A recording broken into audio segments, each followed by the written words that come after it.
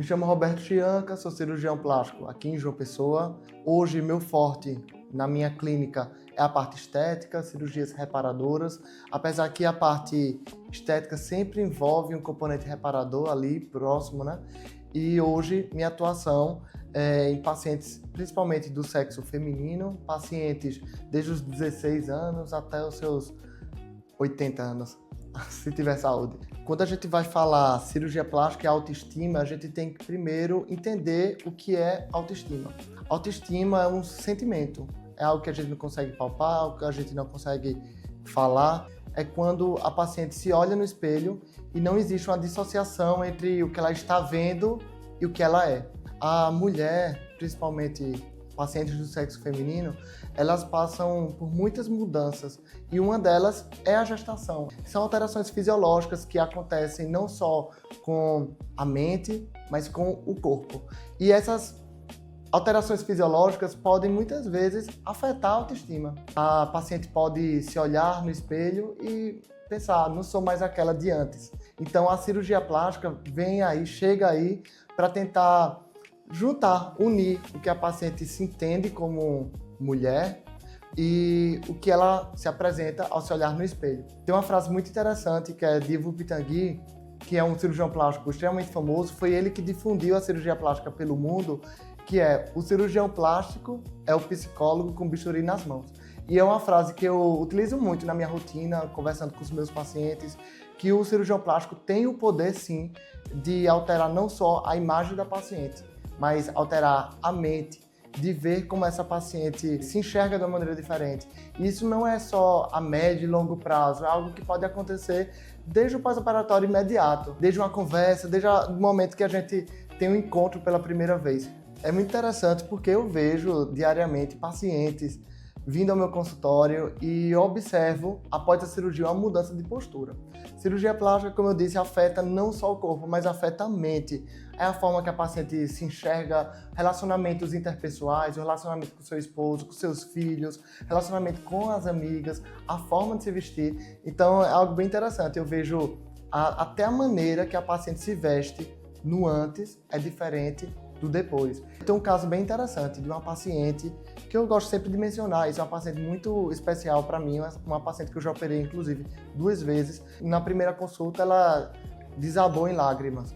E eu fiquei muito até compadecido um pouco da situação dela, porque foi algo que ela me falou. Dr. Roberto, você está olhando meus olhos e foi o primeiro que me perguntou por que você não consegue emagrecer.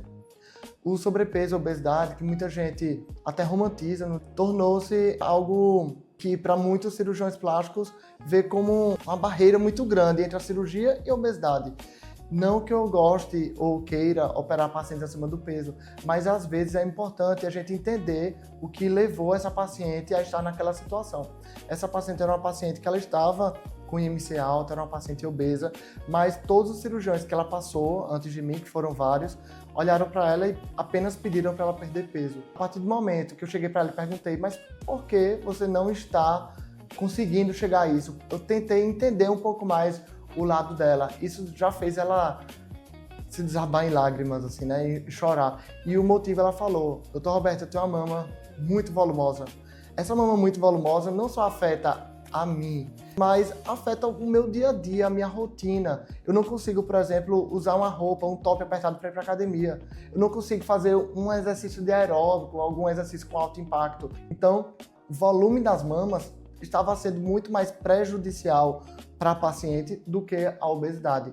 E por conta desse motivo eu entendi que essa gigantomastia, a hipertrofia mamária, talvez fosse muito mais importante do que a obesidade que ela estava passando. E fiz a cirurgia dela. Essa paciente conseguiu se enxergar de uma maneira diferente, melhorou a parte da autoestima e eu vi diariamente a mudança na vida dela. Não é à toa que ela me buscou novamente, anos após, para a gente fazer novos procedimentos, super feliz consigo mesma, autoestima, e hoje ela está aí, brilhando.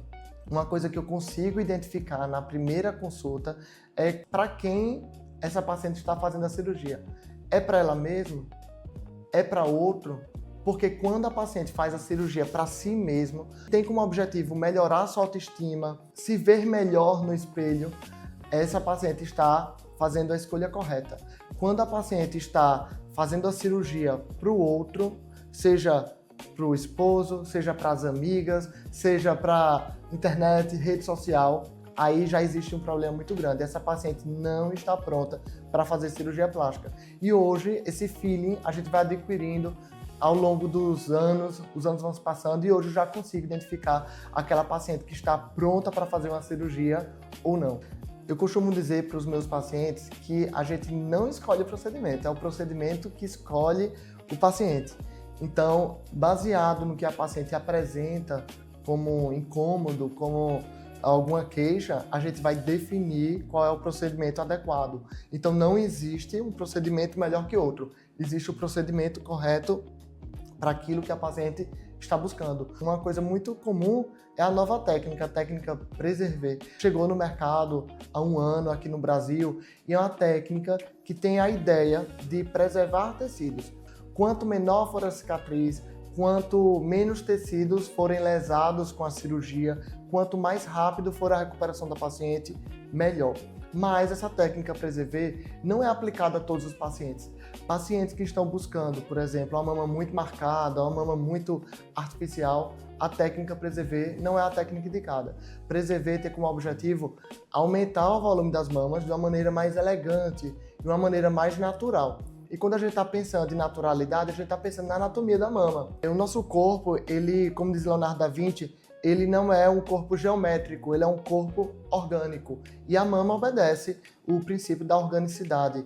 A mama ela tem uma distribuição diferente. Ela não é preenchida de maneira simétrica em todos os quadrantes. Uma mama natural, anatômica, é uma mama que ela tem um preenchimento de 30% a 40% nos polos superiores e de 60% a 70% nos polos inferiores. Então, se a paciente vem buscando um resultado mais natural, que isso é naturalidade, a Preservé pode se tornar uma técnica indicada. É algo que eu observo na minha rotina, na prática, de pacientes que chegam aqui no consultório já dizendo o que quer. Por exemplo, quero uma mini abdominoplastia. Se fosse possível fazer uma cicatriz reduzida em todas as pacientes, eu faria. Os cirurgiões do Brasil afora fariam também.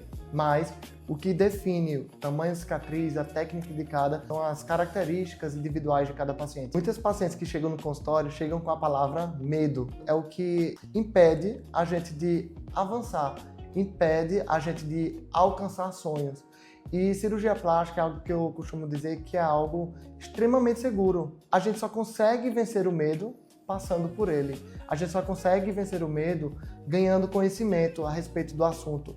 Então, a partir do momento que você escolhe seu cirurgião, ganha essa confiança, ganha conhecimento, a gente consegue vencer o medo e consegue realizar seus sonhos. Muitas mulheres e homens também têm a cirurgia plástica como sonho, como meta de vida, e o medo, às vezes, impede de alcançar esse sonho.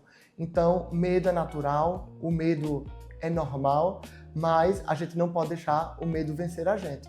Então, minha dica é, se você tem como sonho realizar uma cirurgia plástica, a primeira coisa que você tem que fazer é ganhar informação, é ganhar conhecimento, é ir atrás e vencer o medo.